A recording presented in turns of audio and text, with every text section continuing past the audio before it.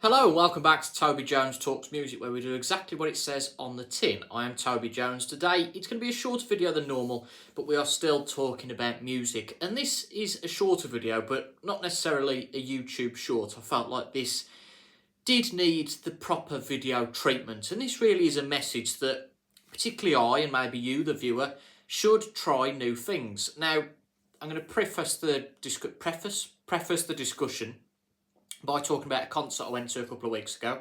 I went to see the Corrs on their 25th anniversary tour of their Talk on Corners album.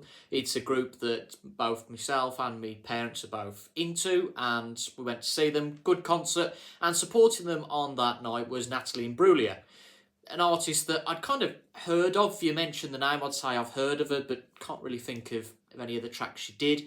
But a couple of weeks later, I went to the charity shop and I saw this album, her first album, Left of the Middle, in the usual 5 for 1, £1 deal, and I went and bought it.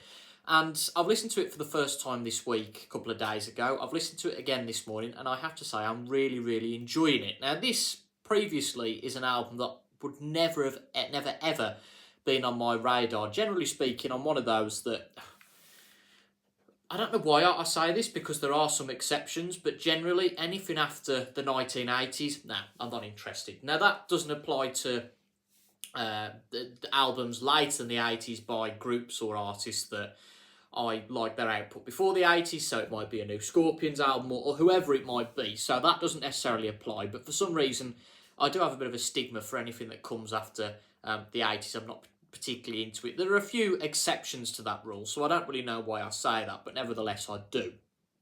But I went and bought this album, very cheap buy, so 20p. If I didn't like it, I didn't like it. It's not the end of the world. I thought that when she played some of these songs at the concert, I thought, oh, those sound interesting. And as I said, I listened to this for the first time on Wednesday when I was working from home. What I like to do, and I find the best way to listen to new albums, is to just put them on in the background, see if it kind of takes me fancy, and I hear a couple of things, oh, I like that, or I like the sound of that, and then give it a couple of listens, and then make a judgment on it. So it's been my second listen of this morning. I woke up on Thursday morning with one of the songs as an earworm in my head. I actually thought that it was the third track on this album, called Big Mistake. Played that, and I thought, yeah, that was it.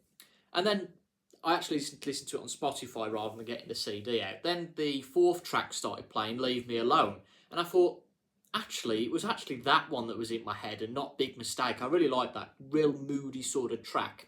So I'm not done with this album yet. There's a few listens to go, but what I've heard so far I do actually enjoy.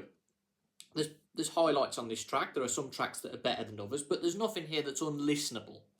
Now, if you would present me this album beforehand and go, well, what do you think? I go, I'm not really bothered. It's not on my radar, but I think this really serves as a message to maybe just go out of your comfort zone a little bit. And although I've got a wide-ranging genre taste, generally speaking, it's in a similar time frame to, 70s rock, to 70s easy listening, to da-da-da-da. So I'll listen to a range of music from that era, but anything that comes past it, most of the time, I don't listen to. I'm going to do a video probably, and it's been on my list. I've got a list of videos to make at certain points about Gary Barlow's album, Since I Saw You Last, which is another one I'd kind of scoff at and go, I don't want to listen to that. But that was another charity shop choice that I really enjoyed. So Natalie Imbruglia, Left of the Middle.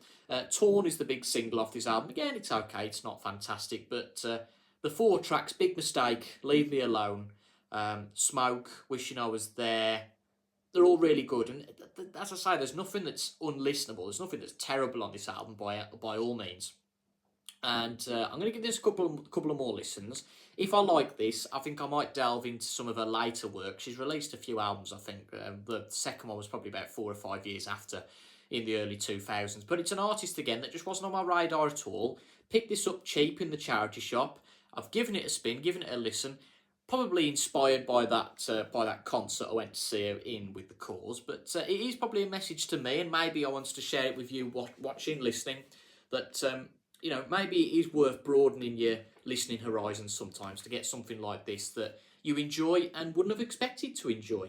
As I said, it was a short video today. You'll notice I'm recording this in a different location, recording it on my iPad, so hopefully the sound and all that's okay. The lighting not perfect, but hey, That's what it is. But it's a couple of days before Christmas, so if I don't do another video before Christmas, I wish you and your loved ones a Merry Christmas and a Happy New Year, and all the best going into 2025.